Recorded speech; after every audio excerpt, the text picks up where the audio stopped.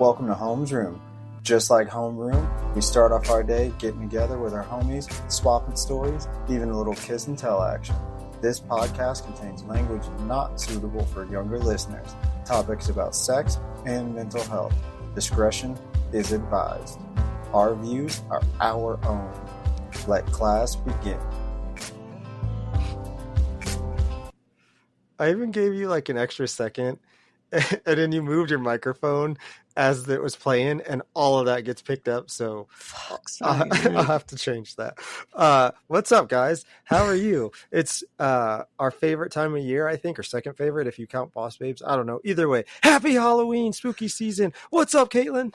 Spooky ooky. I love it. It's our kickoff episode for our spooky series. This is and we're doing a buddy watch. I love it. And also, why do you hate me? See, you know what's not fair is you say, why do I hate you? I picked the most not scary, thrillery movie that still fits into the horror genre that wasn't a shit movie altogether.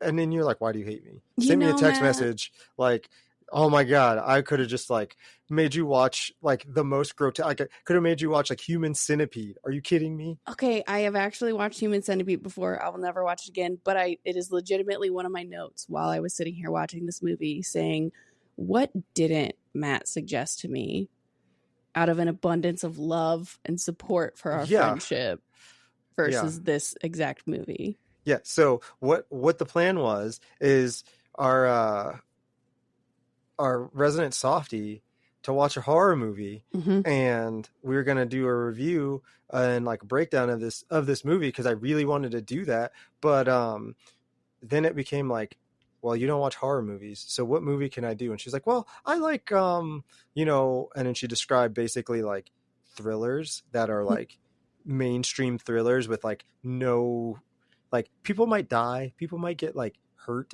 but there's no like horror feature to it. And I was like, well, damn, how can I find a movie? What movie? So I sat there for 45 minutes trying to find a movie that would fit but not be too scary but still count as horror, and this is the movie we came up with. And she's still giving me grief about it. It's hilarious. First of all, I hate it when mom and dad fight, Jesus H. But homies, listen, I told Matt that I love movies like Hercule Poirot is the main protagonist, like Murder on the Orient Express, Haunting in Venice.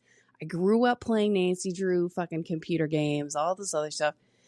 So yeah, maybe some people do or don't get hurt, but there's a larger mystery and like a greater theme of a like major plot twist that this chick like, wanted Scooby-Doo, everybody. This chick wanted Scooby-Doo, and we couldn't give Scooby-Doo. Okay. That's so fair. That's so accurate and so fair. So what we did instead was the movie Vacancy. If you've never heard of it, if you have heard of it, you know it's one of those movies that like is thriller-ish. Would you not agree that it was thriller-ish?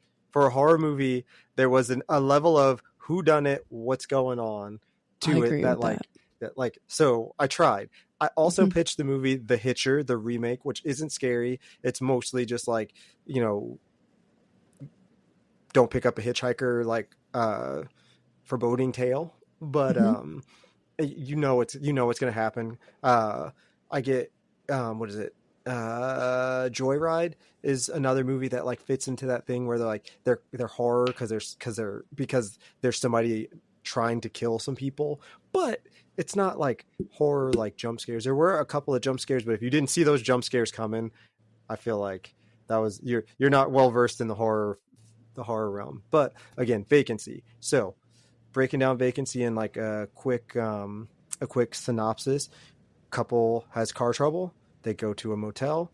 Motel ends up not being on the up and up, especially in the middle of nowhere where you're not going to be passed by highway goers, and some shit goes awry.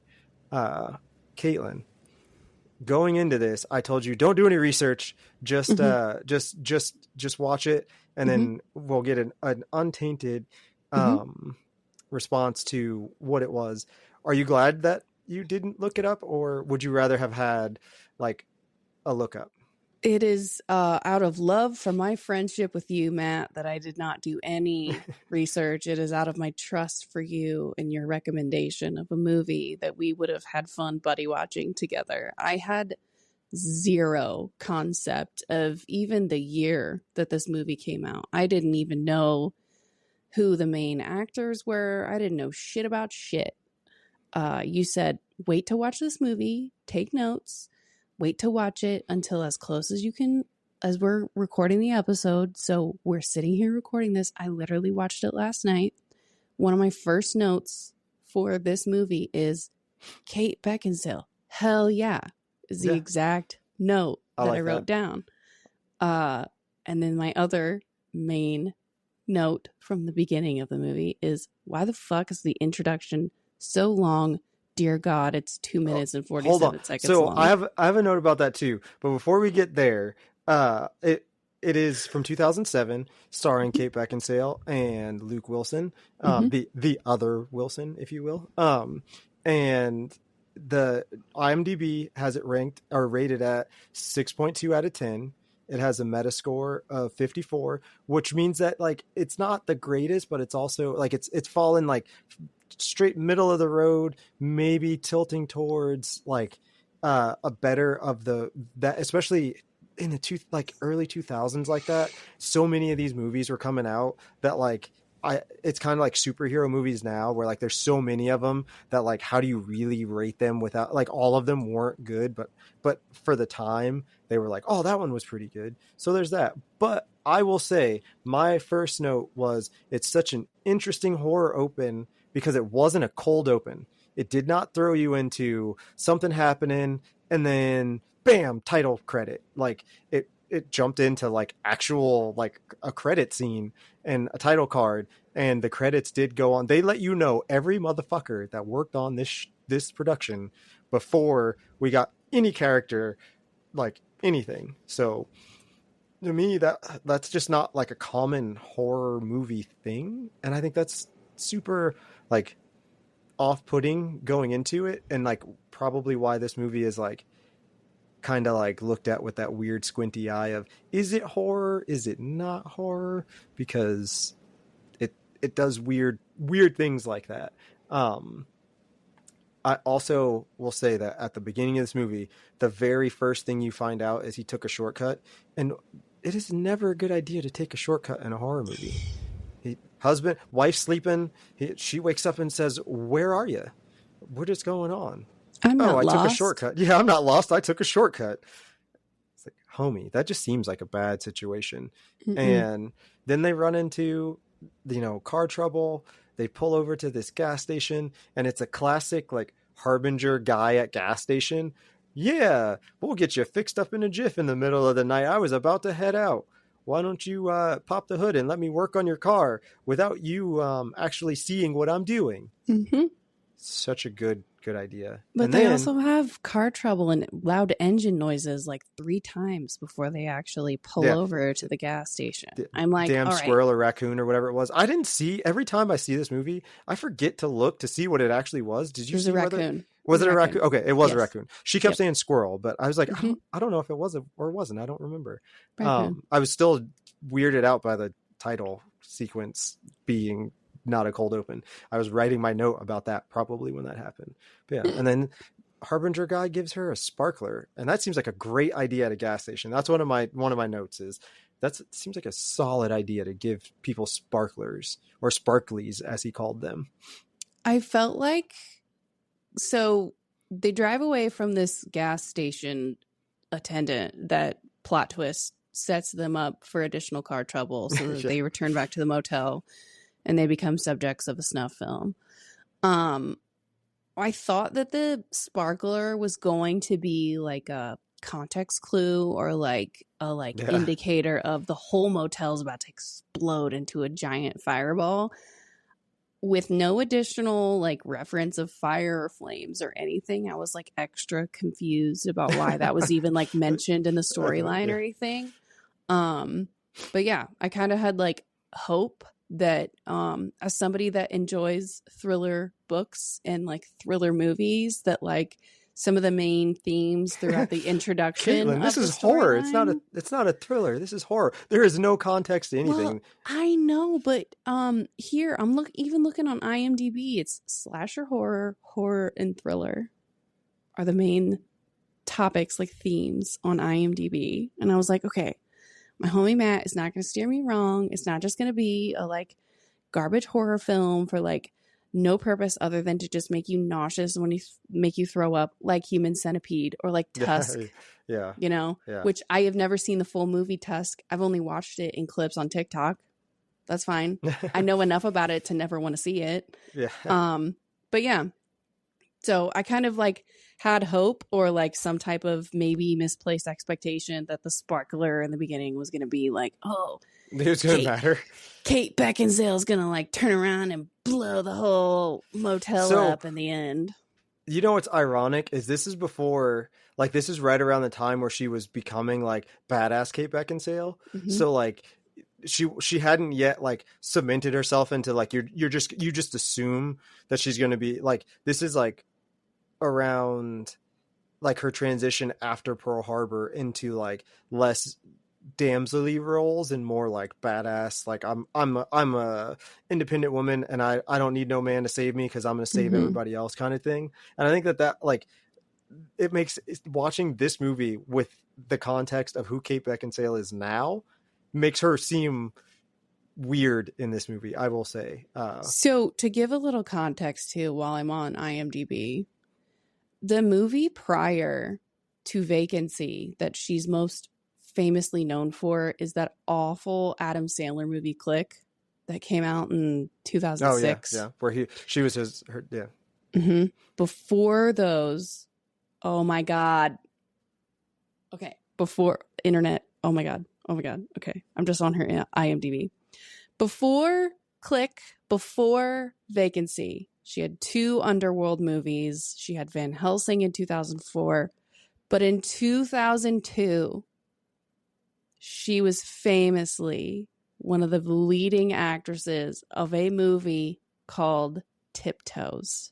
Have you ever heard of Tiptoes? I have not. Oh my God. Okay.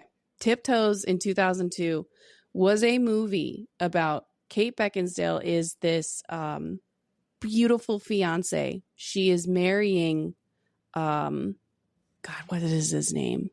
All right. You can click on it. Matthew McConaughey. Yes, Matthew McConaughey. However, Kate Beckinsale comes from, she is the only normal sized person out of a family of completely small people.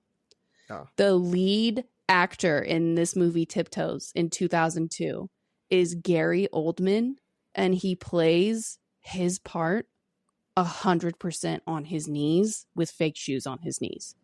I don't put it past him. Sounds like there's huge internet lore. So just to give a little bit of context about Kate Beckinsale's acting career at the time. I'm sorry, I just saw Tiptoes. I have so many internet friends. No, yeah, that's fine.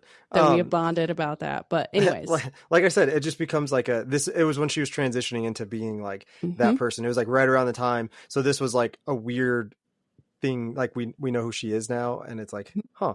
But yeah, so they have car trouble. They get fixed up at the gas station, get a sparkler, get back on the road, and lo and behold, a mile away their car breaks down like completely, can't do anything. They have to walk back, and creepy gas station is now closed, obviously, because it's the middle of the night, and that guy said he was headed home.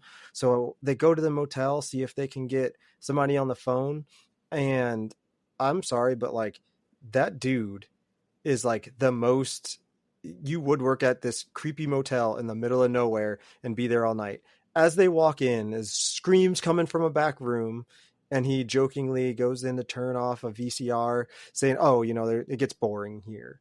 And then like, if that wasn't enough, like in that moment, I would have been like, we're just going to go back to the car and sleep, babe. Like, I don't know what's going on. And he says, he's not going to be there, but there's another garage that you could call. And he says, can I use your phone? And this is like probably one of my favorite parts. And he says, I don't got a phone. All we got is that payphone out there, and it takes dimes. Mm-hmm. And then he gives him some dimes, and then has to give him exact change.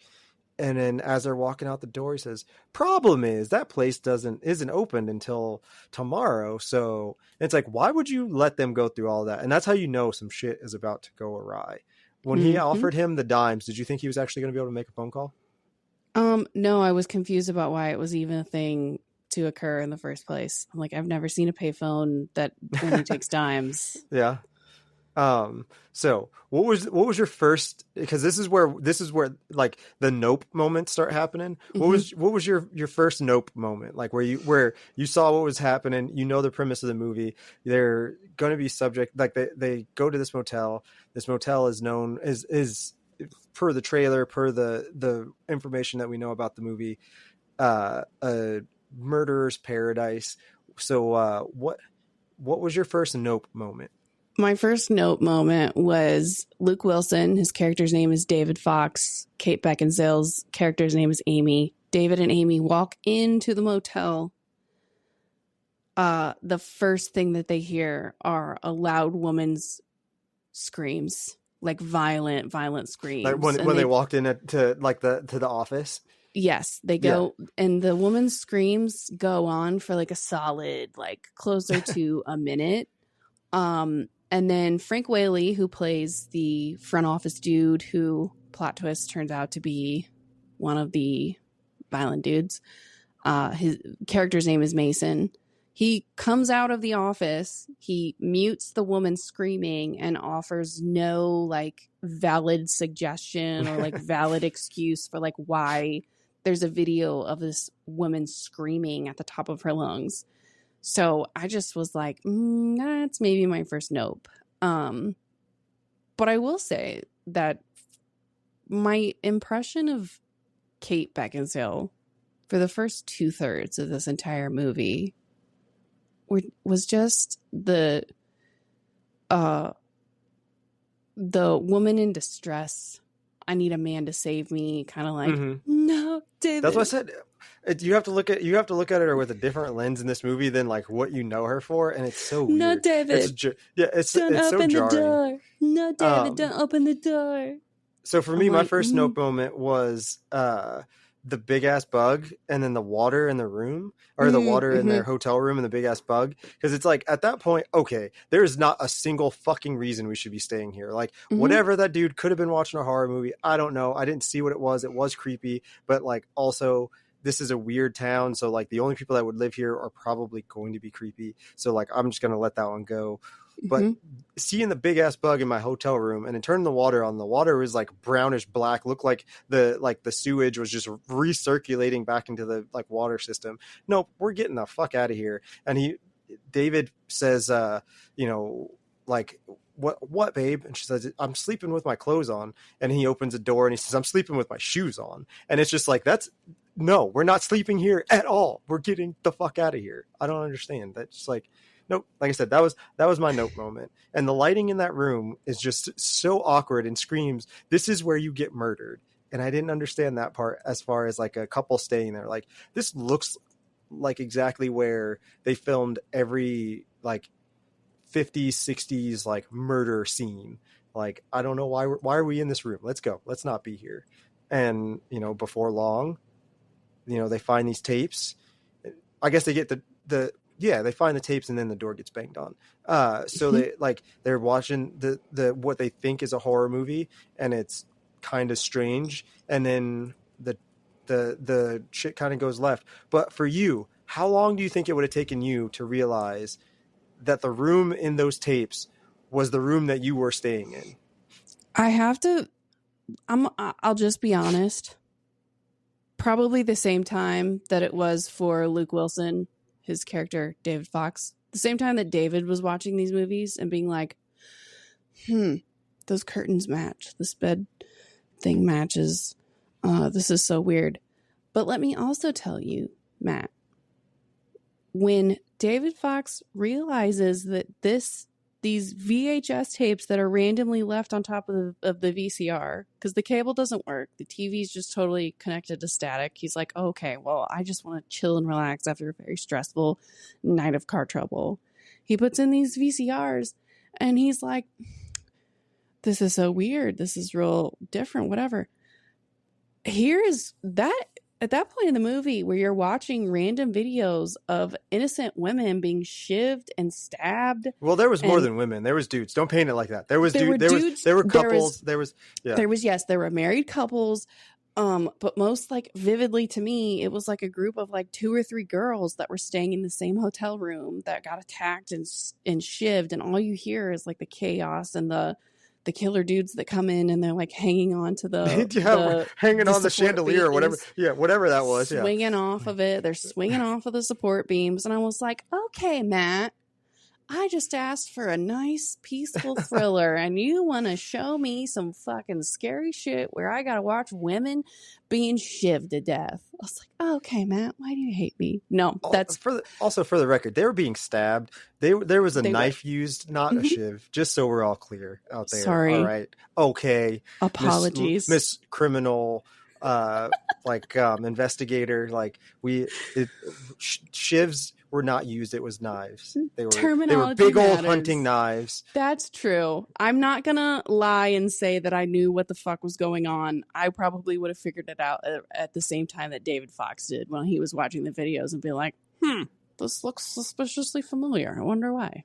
So for me, as soon as I saw like the weird lights, to me, like I said, the room looks so strange in the way these lights look, and I would have been like, wait, there's no way, especially because at this point their cell phones, they're driving a nice BMW, so people are aware of what hotel rooms should look like and what hotel rooms should not look like. So it was just like, that's weird. But again, like I said, this is where shit goes left, because then they realize, wait, this is our room. And then he finds the cameras in the fence, underneath stuff, behind things, and that's when the fun starts, and banging on the door and the lights flickering, and they realize the same thing is about to happen to them. And this is where you get your first jump scare. Did you jump scare at the guy popping up behind them? 100%. And I was so mad that they didn't notice him. There's like a secret entrance into the bathroom. They're freaking out in a corner of the bedroom. You can see in the videos that one of the killers comes in through the bathroom, and they're freaking out. The lights are flickering. They're like huddled together, holding each other. And then all of a sudden, boo, there's a killer in kind of a racially insensitive face mask, to be quite honest, in the bathroom. He's standing in the doorway, like peeps out of the bathroom. Interesting. Like, oh, okay. Well, I thought their masks were gray, not black. So I don't know that I would have gone that way, but each their own. Bad. Yeah, to me, they look like they were just like weird, dirty green, gray things, like Halloween masks that are clear, spray painted from the inside or something. I don't know. I could see green gray, but I will also say that I don't know that the same killer face mask call would have been made.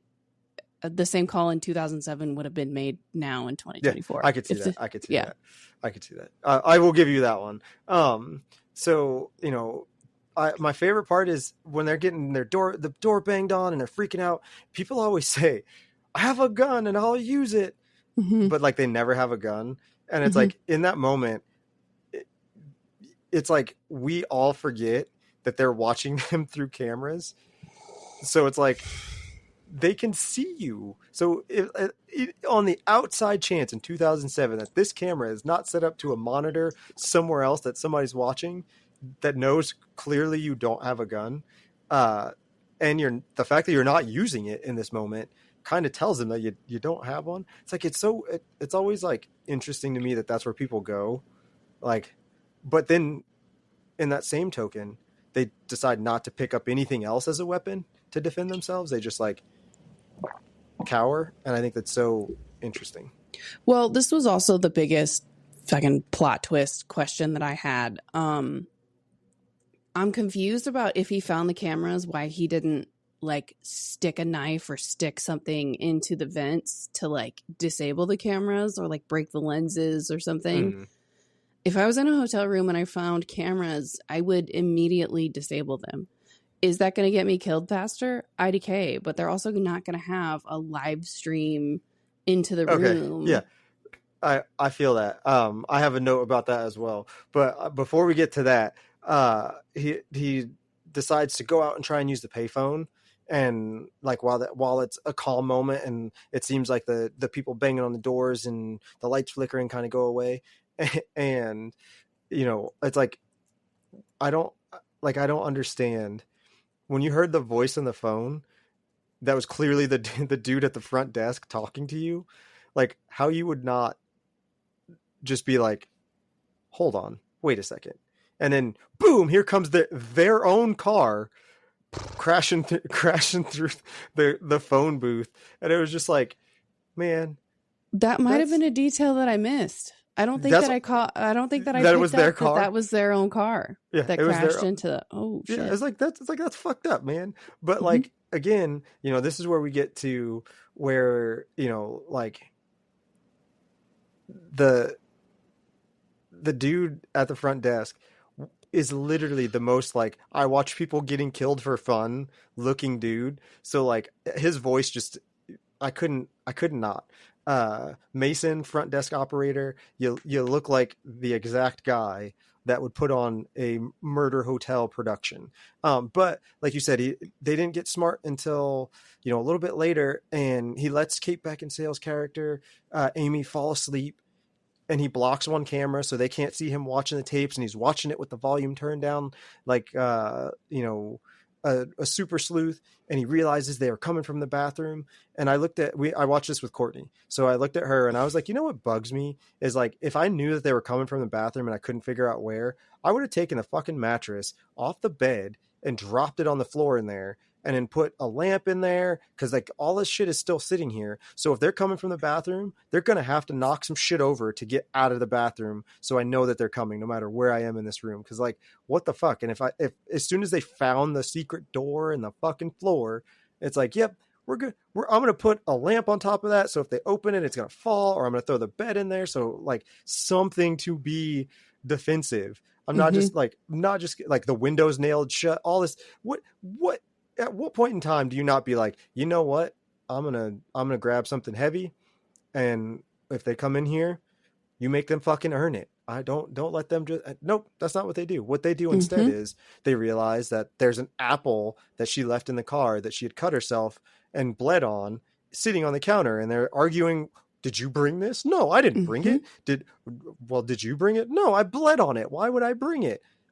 Like what? Like, what are we doing here, man? What are we doing? Again, like classic horror movie, like tropes that just, I don't know. Again, to me, it makes it like where I thought you were going to have more fun watching it than it sounded like you did. So I did have fun watching it. I am also, two major thoughts that I had were, yet again, what the fuck kind of fucked up horror videos or horror movies is Matt sitting on? If I offered him, if I set some very reasonable boundaries about, no, I didn't want anything like demons or horror or like jump scares. I wanted something along the lines of a thriller. And like, this is, you know, to be honest, with the prompt that I gave you, decent movie suggestion, 10 out of 10. Well, there you go. I'll take that. I will take that one. Whatever our next buddy watches, 100%, I will follow your suggestion. Everybody out there, hold me to it, but I'll let her pick the next buddy watch. I don't know what it's going to be, and I'm probably going to be like, but I will let her pick it. So, turnabout is fair play. Turnabout is fair play. Excited. That's all I got to say about that. The other thing too, as I was sitting there watching this movie, you said that I was brave because you had watched it yesterday evening earlier on with Courtney.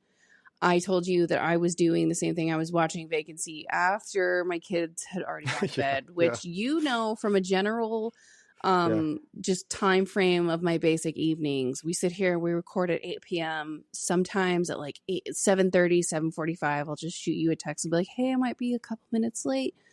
One of my fucking feral raccoons of a child is just like throwing a huge fit, whatever. You know, the basic like time frame of when I put my kids down and swerve my car. Right? Yep. Not a squirrel. It's a raccoon. So I told you once my kids go to bed, I'm going to do the same thing. And you were like, oh, you are so brave. You are brave. So you knew it was probably going to be closer to 8 p.m., 8:30 before I could sit down and watch it.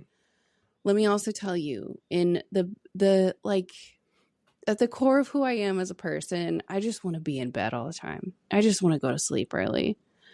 I was pretty thankful that this movie wasn't a like 2.5, 3 hour long movie. Yeah, there were some parts of it where I was like, oh my God, Matt, why the fuck would you suggest this? But then once the credits rolled, I was like, oh my God, thank you, Matt, for only I tried to find something that wasn't long. That was part of that. Yeah. Like 3 hours long. I don't know what the actual runtime is off the top of my head, but it was like a pretty short movie. It was pretty fucked up for how short it was, but it was not like it is an hour 25. Oh, perfect. I tried to find something that wasn't going to be too long, and that like the setup wasn't like the thing that I guess we didn't touch on is they are a bickering couple. And I have a note about this later on when we get there, but they're a bickering couple at the beginning, and then shit goes left. And I was trying to think of something that wasn't going to take a really long time to start, but was going to start slow enough that like you as Kaitlin could like ease into it and at least get your head wrapped around like, I'm watching this movie. We're okay with this. This is fine. So like that was the thing that I like tried to do, and I didn't want it to be too long. So I was like looking at run times. And again, I would also agree, like if this movie was like even like 10 minutes longer, I don't know what they would have added that would have made it like worth that extra time. I think it was perfect runtime where it's at. So that's good. There's a plus in where it's got. So where we're at right now is the dude got smart out of fucking nowhere, seemingly, in my opinion. And, you know, he's like, oh, like we know what's going on. And boom, they hear a car coming, and they're like, it sounds like a truck. And they open the window and it's a semi, and they're like super excited because it's like, oh, maybe this guy can save us. So they're banging on the window. And then we get like the killers popping up behind him.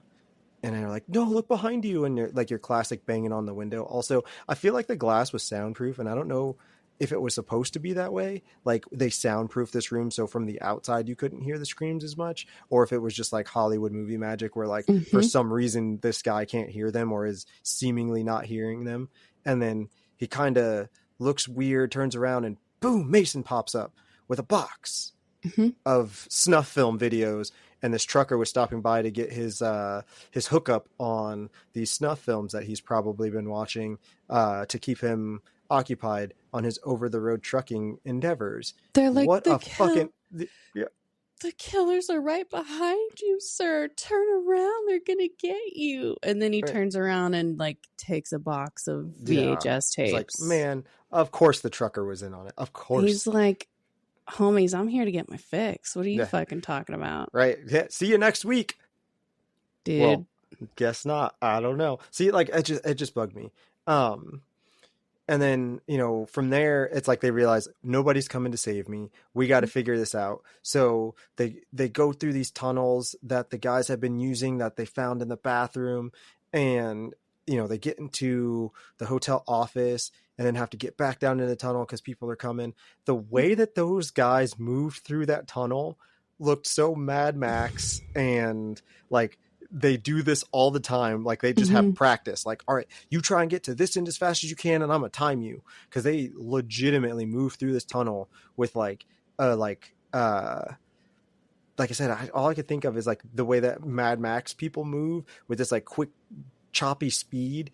I'm trying to think of the feral child from Mad Max, like with like a movement like that. And it's just like, what grown man is like able to get down on all fours and like, you know, Gollum walk through these fucking like tunnels that they're on all fours walking through, and they get out just in the nick of time before the guy sees her. And I just thought the whole time, like, wouldn't sound travel in these tunnels so he would know that they're down there and like be able to hear. Also, I guess he couldn't hear him over the like ridiculous amount of mice or rats that were down there earlier. I forgot about that part. I also, would that part, like if you were crawling through those tunnels, would that scare you, or would you be like, no, fuck that. You guys are gonna have to move because I'm gonna keep it moving. I honestly feel like it wouldn't bother me that much. I'm like, meh, if I get the Black Plague, right, that's from a rat biting me in like rural wherever the fuck I'm at, you know, whatever, no biggie, I can figure that out. Just from like a granted, homies, Matt, I am not an engineer. From an engineering standpoint, right? I know exactly where you're going. From an engineering standpoint, I would have guessed if you have an entire business model of filming people that you're murdering, popping back and forth between one motel room to the other, I would have guessed that those tunnels would have been a little bit bigger. Right. I'm like, if you've had the time to like, you know, chip out this like insane intricate tunnel, I would have guessed it would have been a little bit bigger, because just the footage of Amy and David like crawling through this tunnel, I felt like that was another part of the film that like those were sections that they kind of like drew out, was them like crawling through these tunnels, because it's like, you know, keeping you on the edge of your seat or whatever the fuck. But I was just like, from just an engineering standpoint, I'm like, I would have guessed. Did you consult your husband on that? Like, are these tunnels ADA approved? Because I don't think they are.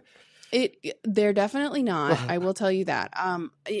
Not even for a minute did I entertain the concept of asking my husband to watch this scary movie with me.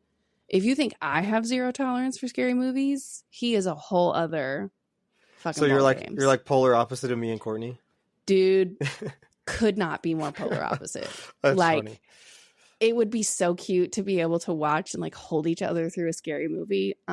He's got zero tolerance for anything that's not like Wedding Crashers or whatever. That's fair. Or okay. Lord of the Rings. So when we were talking, when I pitched this idea and told her what we wanted, I wanted to do this and I wanted to do it for a Halloween episode, and we're gonna, using it to kick off our Halloween spooky season episodes. I was like, my favorite movie, and like I'll probably catch a little bit of flack from this. I don't know, maybe I will, maybe I won't. But my favorite horror movie is The Strangers. And I was like, there's no way that I can set you up with The Strangers, because then you're going to be like extra paranoid. And I think that movie in itself, like, still gets me. And I've seen it a million times because it's one of my favorites. And I told my oldest daughter, I was like, I like that you're getting into horror movies and you're watching like Scream. And like we watched Scream for her, Scream 5, I think, for her birthday, because she hadn't seen that one and she couldn't progress throughout the series without like watching that one. And so we watched it for her birthday. And I was like, I love that you're getting into this, because maybe I'll have to like watch The Strangers with you. And I think it's so funny because like my 15-year-old daughter is like, yeah, let's watch scary movies, because she's our kid. And then like I have to like coerce you into watching like a almost horror movie. And so I love it. I'm giving you the heart hands. Thank you. She's got bigger balls than I do. Love you, girl. So back to the Vacancy movie. At this point, they're crawling through the tunnels. They get out. They realize that they pop up into the gas station, and that gives it a little bit of safety, because it's like, it's not the hotel room. At least we're in a place where they might not know we could get into, because they think we're still in our hotel room. And this is the moment for me where the movie veered off in a direction that I completely put out of my mind from the very opening scene. That these are two people that had a life before all of this happened. And they share this sweet moment, and you realize that like their kid died and she might've been responsible, like mom guilty, and they're embracing and talking about, like, I forgive yous and I love yous. And it was just such a like, oh yeah, I forgot these motherfuckers had like, they were bickering about something most of the beginning of this movie, and we didn't know why they were mad at each other. And now we know that they just haven't forgiven each other and they're both grieving. And I was like, man, you guys are actual people. I forgot about that. You're not just the subject of these crazy people trying to kill you. Did you also have that realization when they were in the gas station? Not in such a concise, eloquent way. I just remember the like initial scenes of them bickering and bitching at each other in the very beginning of the movie. I was like, fuck, they're married and they really don't like each other. God damn, I don't like either of them right now. Yeah. And I didn't like one or the other the whole way through. I didn't have a favorite character for this movie. That's fair. I'll be honest. Fair. I will say at the beginning when they were giving each other shit, when he was working under her the car and she flipped him off, I was like, if that's not a fucking marriage right there, I don't know what is. It was so funny. But then, like I said, flash forward to like in this gas station, and again, he got smart out of fucking nowhere. He clears off all the stuff from the checkout counter, and he tips the the shelving thing over on the door so the guy can't just easily follow them if he's behind them. And I was like, where did this intelligence come from all of a sudden? This dude was like, I watched 3 snuff films on this thing and now I figured it out and I know how to best these killers. Like, what the fuck? Where did that come from? And if you were that smart before, why did you stop at this fucking, like, you should have stayed on the interstate, motherfucker. Or not gotten, yes, exactly. You shouldn't have gone off the fucking interstate. Yeah, the traffic was all backed up, but hey, you wouldn't end up getting like potentially like motel killed, like being on a snuff film. Yeah, right. Like I said, I completely forgot about like the fact that they were real people, because like throughout the movie they are not like, they don't, it's not that they don't seem intelligent, it's that they fall into all of the like horror movie like tropes. Classic, yeah, exactly, the tropes. And it just becomes such a like, you motherfuckers, like you almost deserve this shit. But then, like I said, he got smart, and you know, from there, you know, they get back to their room, and you know, they have to try and figure out what's going on in a way that like gets at least one of them out. And for me, it's like he got super smart when he tried to hide her. Like, they're never gonna look for you up there. They're going to you know, I'll leave a fake trail. I'm going to break out this window. He rips off the towel rack, which he could have done earlier and had a weapon, but chose not to. And that pissed me off, but whatever. I'm going to sidestep that one. But you know, he breaks out the window and he's like, I'm going to leave him a trail so that they think you went this way, and I'm going to go up that, and you go up there, and then I'll go out and try and get help. And he hides her in the ceiling, and he opens the door, and the murderer's right there. And you know, he's now crawling, and they're just watching him in his death throes, you know, crawling out. And I was like, it makes me so mad that this guy was so smart all of a sudden out of nowhere, and then didn't bother to look out the window before he opened the door. Well, like, I'm like, he was the idea generator between the two of them for the entire part of the movie. So I was like, all right, well, Kate's hiding up in the fucking ceiling tiles watching him die or whatever. I was like, all right, well then what is the rest of the movie going to be? Because Amy Fox, i.e. Kate Beckinsale, does not have the ability to generate her own fucking ideas. She just wants to be no, David, don't open the door. Yeah. Don't answer the phone. The thing's working. Yeah. Like, wanted to like play into the she's in distress, she needs a man to come and save her kind of horror movie trope.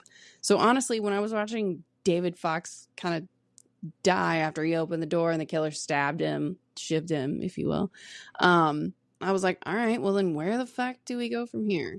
And then lo and behold, out of nowhere, Kate decides to nut up or shut up. Oh, wait, we haven't gotten there yet. And the only reason we haven't gotten there yet is because I want to know what the fuck sleeping pill she took, because she slept so much in this movie. She fell asleep in the car. He mentioned Prozac? Maybe, but whatever it was, it did not. It made her sleep a lot because she slept in the car. Then they walked to the hotel. Then she fell asleep while he was watching those tapes and slept through all of that. And then after he died, she fell asleep in the ceiling and woke up to like daylight. And I was just like, what? Like, how do you fall asleep? Like, I get that you're tired and you're exhausted and you're on an emotional high and you're scared and your adrenaline's been going. So like your body is crashing and going through these ebbs and flows. But like, goddamn, she was asleep a lot. I remember him saying specifically it was like Prozac, but I can't remember the other pill. I can't remember. I don't remember what he said. He kept saying, he said a sleeping pill, and I don't know what he said. Your pill cocktail. He says specifically Prozac, but then he says another pill, and I can't remember what it was. But he was like, "Oh, it's your pill cocktail." If one of you out there knows what pill it is, because you go watch this movie, let us know, because I don't remember. And please, I swear to God, I don't remember. He said sleeping pill, but either way, I want to know what it was, because she fucking slept a lot. That thing did not wear off for almost a full friggin' night of excitement, and she just kept falling asleep. But you were getting to the point where she finally nuts up. She decides like she's got to fight back, and I don't want to say that they get what they deserve, but they got what they deserve in the sense that like it wasn't like a quick for either of them, it wasn't like the most like, I don't want to say humane, but like the most like expected kills in the situations to like reverse slasher it. And I thought it was just so hilarious. I want to know how the guy through the sunroof, because she gets, attacked while she's trying to get away in her car, that they used a screwdriver to start. Like, how did that guy, what happened to him? Because he, like, how did he not fall through the sunroof into the car? And did like the airbag go off and break his neck? Like, what impact did that guy? I'm convinced he's still alive. I am convinced he is still alive. Now that you say that, I don't actually know. Physically, I just don't understand. That guy's got to still be alive. Like, he was passed out and like maybe, knocked unconscious and maybe like, a little woozy from blood loss, because he did get like fucking shit whipped around that car for a second. But like, I don't know that he died. Other homie though, he gets a full BMW to the torso, and like something looked like it hit a jugular, and like it was some arterial spurting. So like that guy definitely very dramatic. Ethan got it. He had a moment of like, this is happening. Oh my God, I don't want to die. Why did I sign up for this? And now I'm dying. And he had a full, like, his life flashed before his eyes. And I'm pretty sure he realized real slow, this is the end for me. It's curtains. It's curtains. So, well, if you pay attention to when they go into the front office and you see the entire shelves full of all the VHS tapes that are in the office, he got off pretty easy compared to the terror that he caused likely at least 2 people per every VHS tape. Yeah. Like, I have to believe at the rate of videos that they had on shelves in the front office, I would guess that they were probably killing 6 people per week for the last several years. Yeah. They were a lot. And it makes you wonder what the fuck this town is and where and how and why people drive through it. Cause like it happens. So there's so many, and like some of them look like they could have been older. So like, it's hard to tell how long they've been doing it, but like, Miss Feminist, I want to know your opinion on this one, because I found it, like, actually, especially for the time, kind of tasteful, where she gets to the front office and Mason comes and gets her, and they're fighting, and he has a belt around her neck and he throws her, and then he goes to like lay in and start throwing punches, and they hid her behind a curtain. So you don't actually see him hit. And I was like, I thought that was very interesting, that like, and then it made me think about it. And this is why I was like, I pointed out that there was guys getting murdered in the videos. When you go back and actually think about it, they didn't really show that much violence throughout most of this movie. Like, and what you do see is like quick flashes, but mostly it's just implied and like screams, sounds. Very rarely is it actually like, this is like, I would say probably maybe 45 seconds of like actual violence towards another person that isn't the killers. And I think I mean, you see a couple stabbings from the VHS tapes, but you have a good point. I didn't really think about that until you just mentioned it. I didn't either until I got to that point towards the end, and I was like, huh, okay. And it still had it still had an R rating, but it was also 2007. Yeah. I have to believe that the criteria for an R-rated movie in 2007 might be a little bit different than an R-rated movie. No? I would agree with that, but also, I mean, a lot of it is language, I would assume as well, but content a little bit. But I think there was at least one topless girl in one of the videos, and then there's something to do with like the amount of blood you can show that will give you an R rating, just simply because blood is red. And if you use enough of it, then it automatically, like, there's a movie that's like, I can't think of what movie it is, but the people bleed green or bleed like a weird color. And the only reason they did that, they changed it in post to be green to avoid an R rating, because that was the difference. Is if the blood was red, it would have been rated R, but instead they changed it to green. So it got a PG-13. And it was just such an interesting, like, okay, I guess that's a thing. Didn't know that was a thing until somebody told me that. And, it was like, obviously, I used to work in a movie theater. So random movie facts like that are always like, somebody knows something who knows something. It was Blade 2. Yeah, there you go. So it avoided a rated R rating because they changed the color of the blood. Mm-hmm. And I think it's super interesting that they like that is how you get around it. So that could have been why it got an R rating. But wrapping up, you know, like I said, she is our final girl, and she blasts Mason away with the 6-shooter that was above the doors in the main office. And then she goes back to her beloved David, and she's looking down on him, angry, sad, probably. And then David gets up and looks at her and was like, "Hey, it's not." And then you're like, "Oh man, I wasn't the first time I watched that. I was not expecting that, because for sure thought he got gut stabbed and he was going to be a done first." So did that surprise you? It did. And I was extra confused by it because I was like, David, did you just decide to take a little recreational fucking nap? He took some of them sleeping pills. Some of that Prozac. Right. He had the Stu Mocker. He just got a little woozy and passed out. So he's still around. David and Amy no longer have any marriage or grief-related problems. They have been bonded by trauma, and their marriage is fixed. Right. The end. They wake up in nightmares every time. But yeah, so like I said, wrapping up, for me, it was fun. I enjoy it, and like I said, I haven't seen it in a really, really long time. Mm-hmm. So it was good to watch. And me and Courtney watched it together. I'm pretty sure she fell asleep like maybe 3/4 of the way through for like 5-10 minutes. But also she played a game on Saturday and then had a practice Sunday morning. So like she had reason to fall asleep, not because of the movie. Mm-hmm. But again, it was one of those, like, for me as a horror fan, I kind of expected a lot of it the whole way through. So like, it's hard to say.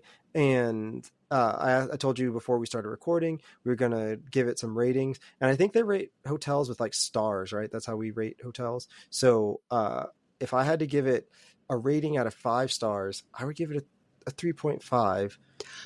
What about you? I would agree with you. I'd give it a solid 3.5. We agree on it. This is that moment. Everybody, this out is there, a Holmes room where we talk first. About how we don't have each other's notes. We have the same set of information, see it completely different, but somehow arrive at the same conclusion. Played out in front of your earballs. How crazy is that? That was wild. Homies, I wouldn't have expected that. This is a Holmes room fucking first. Homies, you were here. I was here. Matt was here. We were all here for this landmark moment where the two of us actually completely agree on something for probably the first time in over a year of recording. Yeah, right. I agree with you. It was a 3.5 out of 5 stars. I would say it left something for me to be desired. I felt like there could have been a little bit more complicated themes introduced through the storyline. I was like just generally as a person confused through so much of the movie. However, still was entertained, still enjoyed it, and still know that there are probably a lot of worse fucking movies that could be recommended for our very first buddy watch. For sure. So if anybody out there listening knows the movie The Ruins, that movie fucked with me for like a week and a half after that. And like, I thought about having The Ruins be one that we watched, and then I thought about Turistas because that one's another thrillery one. And like, wait, is The Ruins the one where one of the guys is like sick in the sleeping bag, and then they open the sleeping bag and like the vines are growing through his legs? Correct, okay, correct. I know exactly what fucking movie you're talking about. Yeah. So many of these like movies that you're suggesting, I was tortured at like middle school and high school sleepovers. Yeah, with like girls who were like, "This would be the scary movie." I was like, I never would watch these movies outside of this. So thank you so much for not making me revisit The Ruins. Yeah, that one messed with me, but only because like there's a scene where the guy, like, his back is broken, and like the way it bends it's just like, I don't know how they did that, but like, oh my god, it was just like, that was traumatic. So yeah, like I said, there was a lot that I could have made you watch, and I did. Like I said, I spent a good 45 minutes going through all of my movies, and we have DVD still. So I looked at my DVD shelf, and I was like, no, not that one. That one doesn't work. And then I went through like Google searches of like genres to like see what was like and we settled on this. And I'm, for one, like I said, I'm glad I own the DVD. So we got to break out a DVD and watch it. We had to watch trailers because it was before you could just like skip the menu on the DVD. So like, did you have an FBI piracy as a crime? I did. And like, it was just so interesting to like, we had to choose between widescreen and full screen. And I remember back when like we probably first got that, we still had a full screen TV. So it was always like, hell yeah, we got the choice, full screen, baby. And then, I was like, oh shit, we have to actually pick widescreen because our TV is actually widescreen. So it was like, it was a weird nostalgia moment. So I appreciate that. Again, this was kicking off our spooky season episodes. And I told you, when we do spooky season episodes, I'm going to share a ghost story. So I'm going to leave you with the ghost story because this movie wasn't scary enough. So we're going to have to post the clip of this one with Kaitlin's face. I'm hitting the M button for marker right now. So this one's super recent, and this one is super recent and involves one of my daughters, my youngest daughter. So if you listened last year, you know, I told you about some of the, like my oldest daughter seeing some stuff. So my youngest daughter, I didn't tell anybody I'd like seen this, and I definitely don't tell my youngest daughter about that stuff. Not because like I'm afraid to tell her or I don't want her to be scared or whatever, because I don't want to influence her in any way, shape or form.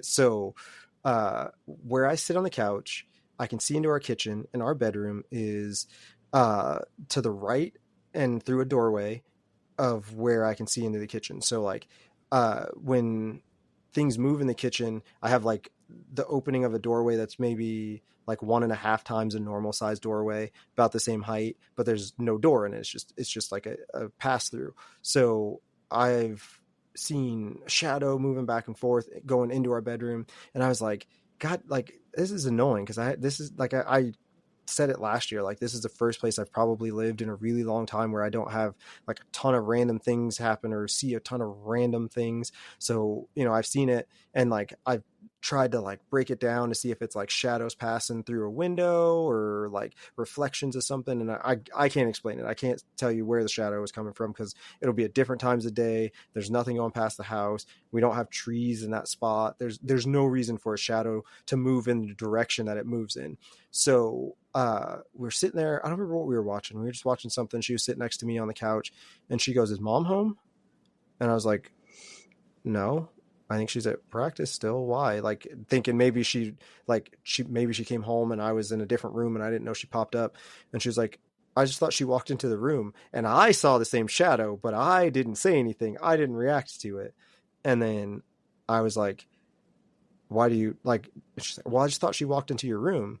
Was that not her?" And I was like, so you see, what had happened was, you know how like you see shadows every once in a while around these, and I had to go through the explanation. And then it was like that moment of, I don't know if that makes me feel less crazy or more crazy, because she saw it, I saw it, I chose to not acknowledge it. I've chosen to not acknowledge it. And then I was like, yeah, you know, like the shadow that we see going like through on the other side of the living room going into the bathroom, which I talked about on the last year's, we have a shadow that passes through the, so she was like, "Oh, I've never seen that one, or at least I don't remember it." And I was like, I'm pretty sure you told me, like you were the first one to tell me that you thought you saw somebody walk through there, and like, but maybe not. I don't know. Weird. So yeah, that one just happened like maybe 3 weeks ago. So there you go. There's a ghost story to wrap up our Halloween kickoff. And Kaitlin now has the I don't know if that's like the stink face or I don't know what face you would consider that, but it is a I am so glad that that's not ever a phase of fucking parenthood that I ever have to determine about whether, if I see the same spirit or shadow entity as my child, do I entertain or like, holy shit. Yeah, I know. Welcome back to spooky season, good job. Homies. Yeah, right, exactly. We just got 2 more, right? 2 more of those to record, and then you won't have to hear them again. There'll be ghost stories forever, and you know, immortalized in an episode that you don't ever have to hear again, except for when the episode drops, maybe. I don't know. But with that, thank you for listening. Hopefully you stuck with us. Hopefully you go watch Vacancy. Let us know what you thought. Let us know whether our ratings are accurate or not accurate. You know, maybe we'll put up a poll, in our story and do that. Also, the story polls on Saturdays and Instagram have been really fun recently, and like the like way some of these stories have gone. Like this weekend I asked, do you care about celebrity relationships? And predominantly people said only if like it depends on the person, or straight up no. And then I said, what about when a kid is involved? And my example for the relationship in general was Taylor Swift and Travis Kelce, because that's the most common popular thing right now, even though I don't care one way or the other. That's what's popular. And then Sophie Turner and whichever Jonas she was married to, they are like kind of Joe. Yeah. So they're trying to have custody agreements and things like that worked out for their kids. And I was like, what about when a kid is involved? And it was the same answer. And I thought it was super interesting because I think people put a lot of emphasis on like couples and things. Like you see the Ben Affleck and Jennifer Lopez all over the place right now. And it sucks because it's like, just let these motherfuckers be. Maybe if you left them alone, they'd be able to solve their problems without feeling like somebody's going to find out that they did this thing and they did that thing. And like, really, it was an issue between the two of them that they could have worked out. But you meddling fucking kids in your Scooby-Doo ass attitude done fucked them up. I don't know. Either way. Zoinks. Yep. Right. Exactly. So go to the stories on Saturdays, or the Homes Room podcast Instagram, which is linked in the show notes. You should already be following it, really, if you want to get technical about it. But go to the stories on Saturdays, vote. You can click on the stories on Facebook. I don't know if you can vote, but it might take you to the story on Instagram. We're starting to do some in the comments to see, like I did which pin would you select? And that one is interesting because people are wrong a lot about what pin they should be using, in my opinion, but there's that. People are just wrong.